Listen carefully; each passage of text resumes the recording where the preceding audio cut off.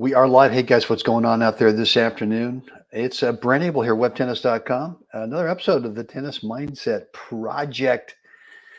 The daily afternoon dose of hopefully some goodness for you.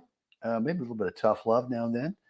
But we got to get the mental part of this game screwed on right, man. I mean, boy, how long did I ever take to finally embrace the fact that, man, I kind of important to get the mental thing going. So anyway, that's what happened to me last 18 months, 2023, dream year for me.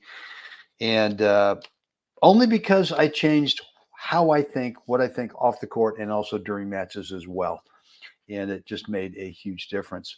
Guys, before we get into today's topic, which is a little story. Actually, I've got two stories for you. One of them happened to me this last year in the finals of the National Indoors in Houston, Texas. And then the other one was from decades ago, where it just shocked me. It just totally shocked me that this guy, who I thought was a god, who I just thought was just anyway. Before we get into these stories, let's just see what I've got here for you. Look, tomorrow morning, as I do every day, we're going live at 8 o'clock in the morning Pacific. What's the right shot? And what we work on, if you're brand new, what we work on every morning at 8 o'clock Pacific time is sometimes it's live. Well, I should say most of the time it's live. Once in a while, no, it's not. It's a pre-recorded. Actually, Saturday is going to be pre-recorded. I got to do some traveling Saturday up to the Bay Area. But we work on two things. Number one, we work on shot choice. And where do you want to move to next on the court to enhance the shot that you've just played? That's what's the right shot, a new episode. And tomorrow's is going to be why we need an underspin forehand. I'm not saying that that's your only forehand. I'm not saying that, that we're going totally against the grain here and saying, don't ever play a topspin forehand, because that's not how we roll, right? We do want a topspin forehand, but there are certain situations when out of the toolbox, we got to bring the underspin forehand. And I've got tomorrow for you, I've got 3 different points I'm going to show to you as to why I think you need an underspin forehand in those 3 situations. So that's tomorrow morning. If you're not on my email list where you get notified, just go on over to webtennis.com when we're done here.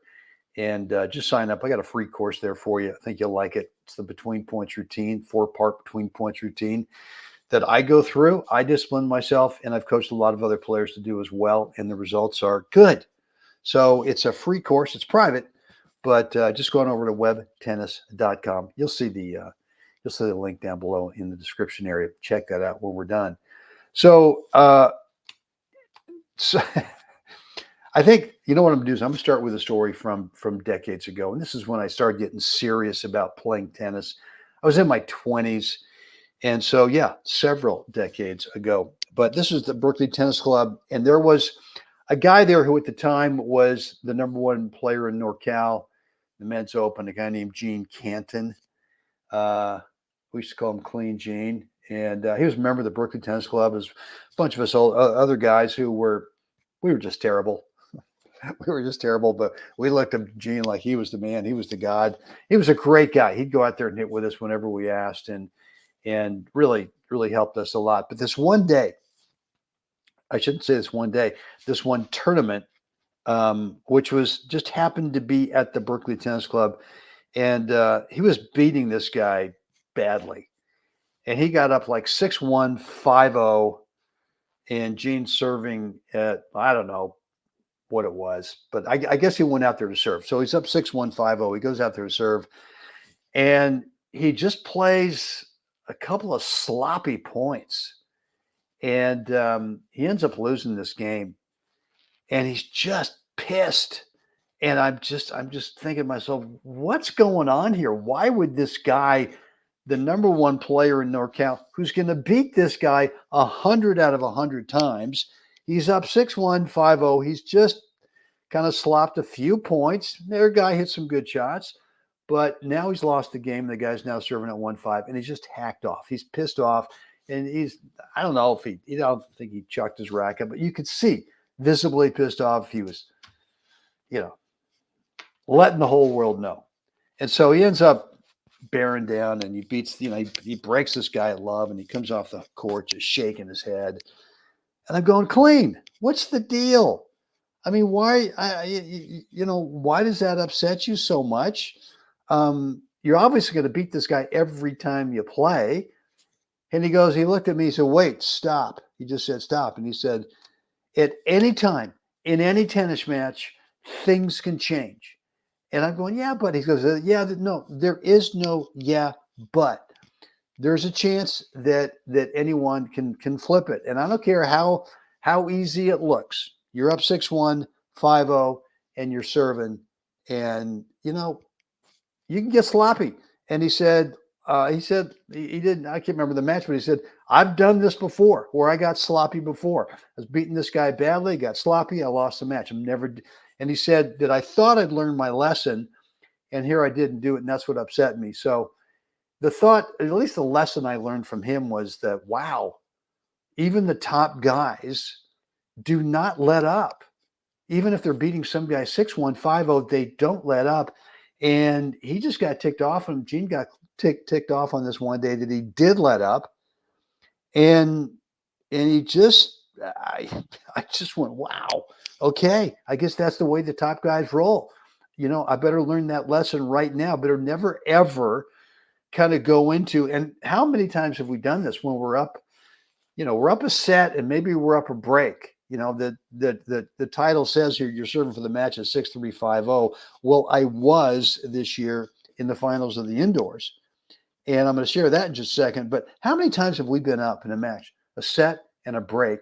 And the thought is, boy, I really hope, dang it, I hope this guy kind of gives me the rest of the match because I've worked hard. And look where I am. And the other voice is going, yeah, man, do you really think you can close this out? Do you really think that you're good enough to close this out on your own terms? Or maybe just be better if you just hoped the guy gave you the rest of the match. And so I've been there. I've done that, and not great. I mean, I'm not saying that you can't hope your way to victory because once in a while it'll happen, but it's not the way to do it. And so, look, this year in the finals, I won the first set 6-3. I'm playing well. I'm up 5-0. And I don't think I went into and I was serving. I don't think I went into the hope strategy, but I backed off the accelerator just enough to make a couple of sloppy mistakes, to let this guy back in, to let him play well. And, the next thing you know is, all right, so now he's serving at 1-5 and I'm a little ticked. I'm a little ticked. I don't remember if I actually remembered the Clean Jean story from back in the day at the BTC, but now he's serving at 1-5 and now I'm a little upset, not visibly showing it, but I'm a little upset. And you know what? I get to love 40. The guy's serving at love 40. And I don't know if I thought about, hey, man, I hope he now just gives it to me because I just coughed up the game before. Am I going to do the same thing here? And I did. So I lost 5 points in a row. Right? I'm up love 40. The guy's serving. I got triple match point. And I cough, and cough. And then he plays a good shot and plays an unreturnable serve. No, side change. Now I'm serving at 5-2. And I used to in that situation, I might have really just kind of need someone to pull me off the ledge because that was not a great situation. A decade ago, that was not a great deal. I might not have recovered. But what I did do was from the moment that the guy held serve, for me now serving at 6-3, 5-2, I just on the side change, I thought of nothing else other than how am I going to start this next point? And any thought that might have been trying to come in of, oh my God, man, you just choked that one. I just absolutely blew that thought out with, here's how I'm going to start the next point. Here's how I'm going to start the next point. And I just kept thinking of that and I kept visualizing it and kept thinking of it. And I think that I didn't go into, God dang it, I've got to find a way to win, WIN, because that's out of our control. I can't hit a great first serve and the guy shanks one off the net for a let cord winner, and I can't control that. We can't control that, right? I can't throw in kind of a sitter second serve or a sitter shot, and the guy lines up to play, and I'm in good shape up in net or whatever. I'm in good, and the guy is a hair early, and dings one cross court for a winner, or is a hair late and dings one up the line for a winner. You can't control all that stuff. So my experience has told me that if you want to close it out, then all you can do is just absolutely focus on how are you going to start this next point, and from there just see how it unfolds. I mean, you might say 6-3, 5-0, I'm serving out wide, and I did. I remember this game serving at 5-2. I served out wide, and the guy hit it deep. All right, 15 love. So on and so on, right? So look, just lock in on how you're going to start the next point. And I think when I was serving at 6-3, 5-0, it's the first real tournament of the year, first gold ball event of the year last year. And I'm thinking, oh boy, oh baby. Yeah, baby, here we go. This is it. Yeah. And that's just, you can't be forward. I mean, you can't be future thinking at all. So I hope that helps.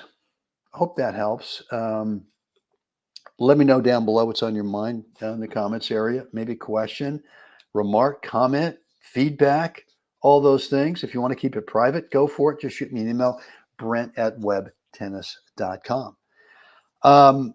Tomorrow, I've already told you. Did I tell you what's going on for tomorrow? I think I did. That's right. I did tell you about tomorrow. We're going to work on, that's right. We're going to work on the need for an underspin forehand that you got to have. You can't be totally locked on just a topper for the rest of your life. There are times when you got to underspin it. And I'm going to show you 3 different situations when I want you to do that. So tomorrow, I'm going to talk about in this 2:30 thing tomorrow, but talk about a simple way to focus during the point. Okay, super simple, and it's easy. And I practice it today. I practice it maybe once or twice a week. I think you should practice it as well. But it's a great way to get all those thoughts. So once the point starts, I just talked about how do you want to start the next point. But once it starts, how do we keep all the chatter? How do we keep all the shot choices, that sub menu of shot choices? How do we eliminate all that? And how do we just have a simple way to focus during the point itself? I'm going to tell you what I do, and it works for me. I do have to practice it, because those voices do want to come in there and say, come on, whatever. I sound like a crazy person, all those different voices. Anyway, in the sub menu, shot choices, right? And each one of them, comes with up the line, one different voice, cross court, then a different voice. I'm kidding. So guys, join me tomorrow for that. And then look, as always, would love for you to like the video today. If you did, subscribe, hit that notification bell. And then of course, look, I'm going to invite you to dive into this course that I've got. It's the 5 Mindset Skill Habits Training course. If you've not picked it up, I'm telling you that if you don't have the mental part of the game nailed, I mean completely nailed and organized, you're leaving money on the table. I did forever. I did for years, if not decades. And I slowly but surely worked on a few things. And over the last 18 months, really came up with 5 habits that need to be trained. All the mental stuff's not like a light switch, right? They used to say, well, you got to find the zone. What is that? Like a light switch over there? Oh, that's light switch number 3. I'll just flick that on. Boom, I'm in the zone. No, that never worked for me. What did work for me were some proactive ways of thinking to build some habits. Anyway, I invite you to take a look at the course. The link is down below. It's webtennis.com/SLR skill level range 5 habits, and get in the course. And I've got a great guarantee with it. It's not goofy, but I just believe that if you follow what I teach in the 28 days of the course, is that within the next 6 months, you're going to beat that guy in singles, or you and your regular partner are going to beat that team, assuming that you guys play them close anyway, but you just can't seem to get the W. You can't get the win. I'm going to make a guarantee that if you invest in this course for your game, and it's not a ridiculous amount of money, I don't know, I should be charging more, but I'm not. But the guarantee is, I think, I guarantee that you're going to beat that one player in singles or that one doubles team that you guys just can't get by in the next 6 months. And if you don't, let me know. I'm happy to refund all your purchase price. Guys, that's it for me today. It's time to get out there, help some other human being. Have a great day, guys. See you again. Hopefully see you tomorrow morning, 8 o'clock, for what we're going to do with What's the Right Shot episode. Guys, see you again next time.